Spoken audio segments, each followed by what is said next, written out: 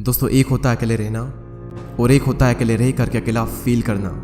भले ही हमारी टेक्नोलॉजी बहुत ही एडवांस हो चुकी हो, हम चांद तक क्यों ना पहुंच गए हो, लेकिन हमारा सबकॉन्शियस माइंड उस रफ्तार से डेवलप नहीं हो पाया है। उसे आज भी यही लगता है कि जिस तरह हमारे लिए पहले ग्रुप में रहना जरूरी था, क्योंकि अगर ग्रुप में नहीं रहेंगे तो जानवरों को शिकार नहीं कर पाएंगे, बल्कि खुद जानवरों का शिकार बन जाएंगे। और इसी वजह से हमारा ब्रेन आज भी अकेलेपन को डेंजर का साइन मानता है। साइंटिस्ट ने एक बार एक एक्सपेरिमेंट किया और उसमें लोगों से पूछा गया कि आप अपने नेगेटिव थॉट्स के साथ में 15 मिनट अकेले रहना पसंद करेंगे या फिर एक बिजली का झटका। और रिजल्ट जानकर आपको हैरानी होगी कि 67% मैन ने और 25% वुमेन ने बिजली के झटके को चुना। लोग खुद के साथ 15 मिनट अकेले नहीं रह सकते। जिन विचारों के साथ उन्हें पूरी जिंदगी बितानी है, उनके साथ वो 15 मिनट अकेले नहीं रह सकते। लेकिन हम यहाँ पर बात कर रहे हैं अकेले रहने की। जंगल का राजा शेर ज़्यादा टाइम अकेले रहना पसंद करता है। उसकी ज़िंदगी में ऐसी बहुत सी सिचुएशन आती है जहाँ पर उसे भेड़ियों का झुंड घेर लेता है। उस वक्त वो ना तो अकेला फील करता है और ना ही वो कमज़ोर फील करता है। उसे पता होता है कि इन सब के लिए तो मैं अकेला ही काफ़ी हूँ। और आप ये बात जान लो कि ग्रुप हमेशा फॉलोअर्स का होता है, लीडर अकेला ही लीड करता है। शेर अकेला किसी मजबूरी के कारण नहीं रहता, बल्कि वो अपनी चॉइस से अकेला रहता है। इस दुनिया के ज़्यादातर हाईली सक्सेसफुल लोग इंट्रोवर्ट हैं। इंट्रोवर्ट यानी कि वो लोग जिन्हें अकेले रहना पसंद होता है, जो लोगों में जाना पसंद नहीं करते। बिल गेट्स, जो कि माइक्रोसॉफ्ट के को फाउंडर है, 7 दिन के लिए बिना किसी टेक्नोलॉजी के अपने फ्रेंड्स एंड फैमिली से दूर रहकर अकेले रहते हैं। और इसका रीज़न वो ये बताते हैं कि इससे उनकी क्रिएटिविटी बढ़ती है, उनके माइंड में नए नए आइडियाज़ आते हैं और अपनी लाइफ के कई सारे बड़े बड़े डिसीजन उन्होंने इसी दौरान लिए हैं। और ये सभी लोग किसी मजबूरी की वजह से अकेले नहीं रहते, ये अपनी चॉइस से अकेले रहते हैं, क्योंकि उन्हें पता होता है कि एक अकेला इंसान कुछ भी कर सकता है। अकेले रहने के 4 ऐसे फायदे मैं आपको बताऊंगा, जिन्हें समझने के बाद में आप भी अकेले रहना पसंद करोगे। पहला पॉइंट है बूस्ट क्रिएटिविटी। निकोला टेस्ला, जो कि एक महान वैज्ञानिक रह चुके हैं, जिसकी वजह से हमारे घर में इलेक्ट्रिसिटी आ रही है, जिनकी वजह से आज हम इतनी गर्मी में एसी एंड कूलर की हवा ले रहे हैं, जिन्होंने 300 से भी ज़्यादा इन्वेंशन किए हैं। उनका कहना यह है कि be alone that is the secret of invention, be alone that is when ideas are born. अकेले रहो क्योंकि यही वो समय है जहाँ पर आइडियाज़ पनपते हैं। अकेले रहो क्योंकि यही वो टाइम है जब इन्वेंशन होते हैं। निकोला टेस्ला जब खोज कर रहे थे तब उनके पास कोई भी ज़्यादा बड़ी टीम नहीं थी। उन्होंने ज़्यादातर जो इन्वेंशन है वो अकेले रहकर अपनी लैब में किए।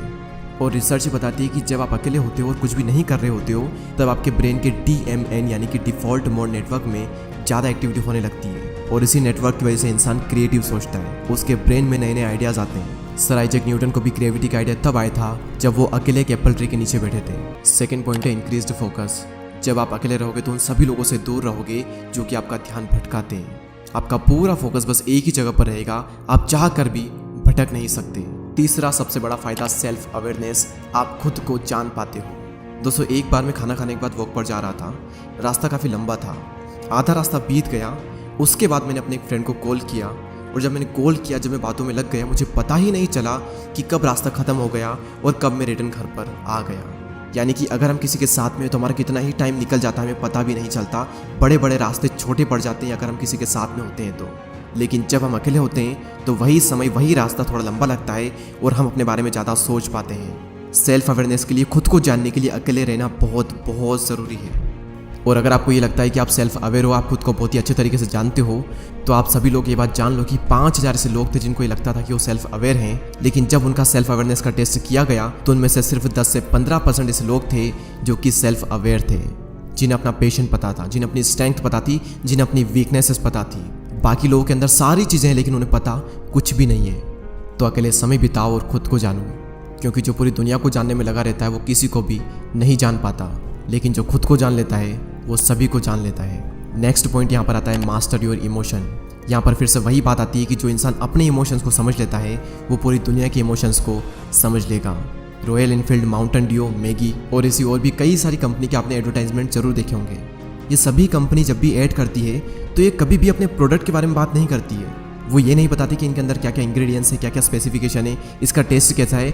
उनका सिर्फ एक मकसद होता है कि उस एड को वो लोगों के इमोशन के साथ में कनेक्ट कर दे, क्योंकि उन्हें पता है कि लोग इमोशनली ज़्यादा कनेक्ट होते हैं। अब सवाल यहाँ पर यह आता है कि ये जो मार्केटिंग कंपनीज है, ये लोगों के इमोशन को समझ कैसे पाते हैं। सिंपल सा तरीका है कि ये लोग पहले खुद के इमोशन को समझते हैं, उसके बाद ये पूरी दुनिया के इमोशन को समझ जाते हैं। तो इन फ्यूचर में अगर आपको लोगों को इन्फ्लुएंस करना हो या फिर आपका कुछ भी ऐसा काम हो जहाँ पर आपको लोगों को इमोशनली कनेक्टेड करना हो, तो आपको खुद के इमोशन को मास्टर करना बहुत ज़रूरी है। और खुद के इमोशन को समझने के लिए आपको पहले खुद को समझना होगा, और खुद को समझने के लिए आपको अकेले रहना ही होगा।